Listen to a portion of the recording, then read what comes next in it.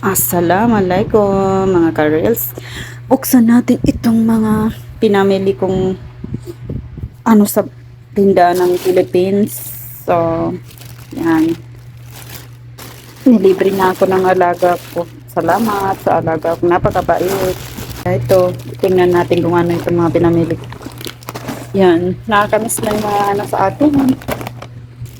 Salamat sa aking alaga. Kasi tinuro niya na may pakala daw ng mga sa Philippines store. Tindahan. Ayan ang mga pinamili ko, guys. Ayan ding dong mga crackers. Namiss ko rin itong mga Lucky Me.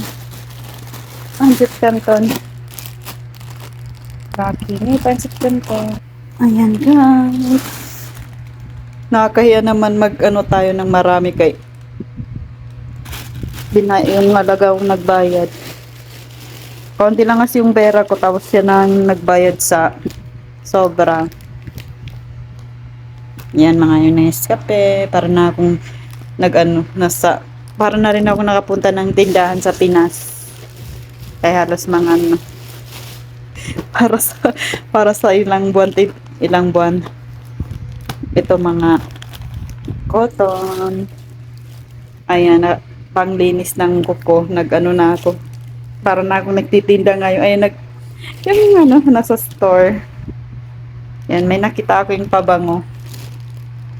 Kasi mabango yan siya, nakita ko. Mabango na perfume sa atin. Ito, yung Espeon. Pang pag-beauty natin, para pantanggal sa pimples. Sabon. Papaya star. Yan. Dinamihan ko na yung tawas para sa isang taon na ito. Ay lang At itong mga cream, yan ang cream ko. Sinchancho. Hindi rin kasi ako mahilig sa ibang para sa yung Sinchancho din. Mga 90s, mga batang 90s, ayan. Yan. Salamat. Thank you so much sa aking alaga, sa paglibre. Yan. Mintre ko nga ito. Hindi pa ako nakainom. Hindi ko na matandaan yung lasa ng yan. Juice sa atin. Nagkuha ko. Ko isa. Ayan, magbili na kayo.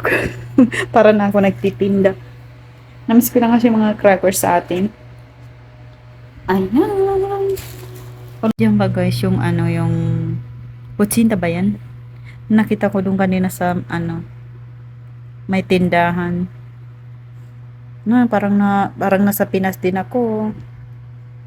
Salamat sa aking alaga, sa pagsama kanina sa tindahan ng yan, tindahan doon sa rin yun siya, parang karamihan doon na binibenta mga pagkain sa atin na yan, mga crackers. Na-miss ko lang yan siya.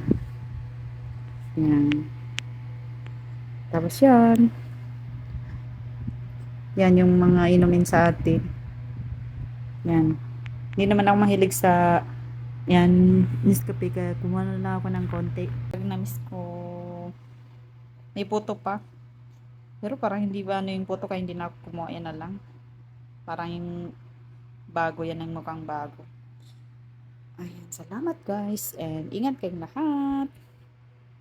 Salamat din sa alaga ko naghatid sa amin. Dalaw kami ng amo kong pumunta doon kanina. So, ayan. Maraming salamat sa aking mabait na alaga. Sa pagdala sa tindahan kanina doon.